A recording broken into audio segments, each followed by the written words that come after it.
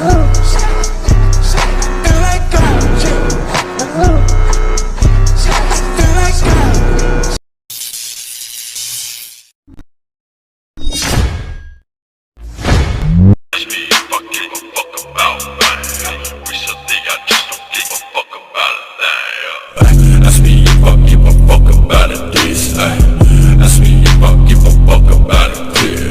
teman-teman, perkenalkan nama saya Ulfa Sumaningrum dari kelas 11 MIPA 1 semester 5. Di sini saya akan menjelaskan mengenai materi kelas 12 bab 4 mengenai pembelahan sel. Yuk mari kita simak. Nah, pada pembelahan sel ini kita dapat mengetahui bahwa pembelahan sel ini dibagi menjadi 3. Yang pertama itu amitosis, yang kedua itu mitosis, dan yang ketiga itu meiosis. Pembelahan secara amitosis itu terjadi kepada amoeba dan juga bakteri. Untuk yang mitosis itu terjadi pada pertumbuhan atau regenerasi sel-sel tubuh. Dan yang ketiga itu secara meiosis itu terjadi pada spermatogenesis dan juga oogenesis. Amitosis. Nah, amitosis ini pembelahannya itu secara spontan, di mana sel langsung membelah menjadi 2, terjadi pada organisme uniseluler seperti bakter, cyanobacter, dan amoeba. Pada proses amitosis ini ada yang dinamakan dengan proses interfase. Interfase itu proses persiapan dari penimbunan energi sebelum pembelahan sel. Nukleus dan nukleolusnya tampak jelas, tetapi kromosom masih berupa benang-benang kromatin. Dibagi menjadi 3 tahap. Yang pertama itu fase G1, yaitu fase pertumbuhan dan perkembangan. Yang kedua fase S, yaitu fase radikal DNA. Dan yang ketiga fase G2, yaitu tahap akhir persiapan sel. Nah, pembelahan sel yang kedua itu tuh secara mitosis, yang mana mitosis ini terjadi pada sel-sel tubuh untuk mendukung pertumbuhan dan juga regenerasi sel. Pada proses pembelahan sel secara mitosis ini terjadi beberapa tahapan. Ada 4 tahapan. Yang pertama itu ada profase, yang kedua itu metafase, yang ketiga itu anafase, dan yang keempat itu telafase. Proses pertama itu ada profase. Profase ini kromatinnya itu memadat dan menebal, membentuk kromosom. Kromosom menggadah, lengannya membentuk sister kromatid, lalu sentriolnya menuju kutub-kutub berlawanan serta membran inti menghilang. Yang kedua itu ada metafase, yaitu kromosom berbaris satu-satu di dinding ekuator, lalu sentriomernya itu terikat pada benang-benang spindle. Yang ketiga itu ada anafase, sister kromatidnya terpisah, lalu masing-masing ditarik oleh benang-benang spindle menuju ke kutub-kutub berlawanan. Nah, tahapan terakhirnya itu adalah telofase, membran inti terbentuk kembali menjadi sitoklenis, yaitu pemisah sitoplasma. Berikut ini merupakan gambarnya. Nah, dapat kita lihat pada gambar. Pada proses profase, membran inti itu mulai rusak menjadi bagian-bagian kecil berupa fragmen, lalu benang-benang kromatin memadat menjadi kromosom. Pada proses metafase, kromosom berjejer pada dinding pembelahan.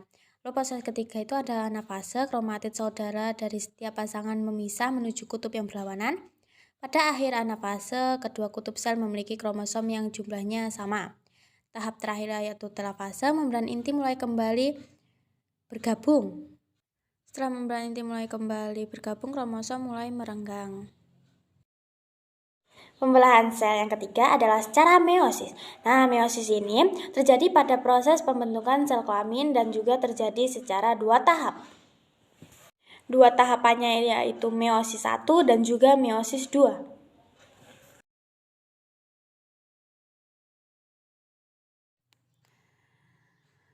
Profase 1. Lepteton, kromatin menebal membentuk kromosom. Zigoten, kromatin itu mengganda. Patiken, yaitu kromosomnya itu homolog saling mendekat membentuk terat.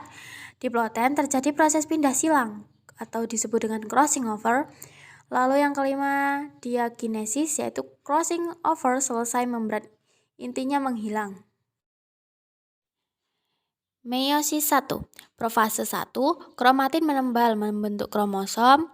Metafase 1, kromosom homolog berbaris berpasangan di bidang ekuator. Yang ketiga, anafase 1, kromosom homolog terpisah ditarik benang spindel menuju kutub berlawanan. Telofase 1, sitokinesis menghasilkan 2 sel anak haploid. Meiosis 2, profase, kromatin menebal membentuk kromosom dan membran intimnya menghilang. Proses kedua, metafase, kromosom berbaris satu-satu di bidang ekuator. Proses ketiga, anafase, sister kromatid terpisah ditarik benang spindle menuju kutub berlawanan. Yang terakhir adalah proses telofase, sitokinesis menghasilkan 4 sel anak haploid. Berikut merupakan gambar dari proses meiosis 1 dan juga meiosis 2. Pada profase 1, membran inti mulai rusak menjadi bagian-bagian kecil. Kromosom sudah mengganda, kemudian memadat. Metafase 1, kromosom itu berjajar pada dinding pembelahan. Anafase 1, kromosom bergerak menuju ke kutub-kutub yang berlawanan. Telofase 1, kromosom monolog memisah dan bergerak ke kutub-kutub yang berlawanan. Membran inti mulai terbentuk kembali. Terbentuknya 2 sel maka bersifat haploid. Pada meiosis 2, profase 2, membran inti mulai rusak menjadi bagian-bagian kecil. Metafase 2, kromosom berjajar pada bidang pembelahan. Anafase 2, kromosom bergerak menuju ke kutub-kutub yang berlawanan. Metafase 2, membran inti terbentuk kembali, terbentuk 4 sel anakan yang bersifat haploid. Perbedaan antara mitosis dan juga meiosis. Yang pertama, tujuan meiosis itu untuk pertumbuhan dan regenerasi, sedangkan meiosis itu gametogenesis. Selnya itu mitosis sel somatik, sedangkan meiosis itu sel gamet. Sifat anak identik dengan induk, tidak identik. Jumlah kromosom sel anak. Pada meiosis, kromosom anak sama dengan kromosom induk, yaitu diploid. Sedangkan meiosis, kromosom sel anak setengah dari sel induk, haploid. Pindah silang. Mitosis itu tidak terjadi pindah silang sifat, sedangkan meiosis itu terjadi pindah silang sifat. Proses pembelahan, pada meiosis terjadi 1 kali proses, sedangkan meiosis itu terjadi 2 kali proses. Jumlah sel anaknya sendiri, mitosis itu menjadi 2 sel anak. Untuk meiosisnya 4 sel anak. Pembelahan sel yang ketiga yaitu secara meiosis. Meiosis ini ada 2, spermatogenesis untuk pria dan juga oogenesis untuk wanita. Yang pertama itu ada spermatogenesis terjadi pada pria. Spermatogenium itu bersifat diploid, membelah mitosis. Nah, setelah pembelahan mitosis ini, spermatosit primer diploid dalam proses profase meiosis 1. Nah, pembelahan meiosis 1 ini menjadi 2, spermatosit sekunder menjadi haploid. Lalu terjadi pembelahan meiosis 2. Nah, pada proses meiosis 2 ini spermatidnya itu bersifat haploid, lalu berdiferensiasi menjadi sel sperma yang bersifat haploid. Oogenesis. Oogenesis ini terjadi pada wanita. Oogonium itu awalnya bersifat diploid, lalu oosit primer itu dalam tahap profase meiosis 1. Terjadi pembelahan meiosis 1 menjadi oosit sekunder haploid dan juga badan polar pertama yang bersifat haploid. Pada oosit sekunder itu membelah lagi menjadi ovum yang bersifat haploid dan menjadi badan polar kedua yang juga bersifat haploid. Hal itu terjadi karena pembelahan meiosis kedua ini dirangsang oleh fertilisasi.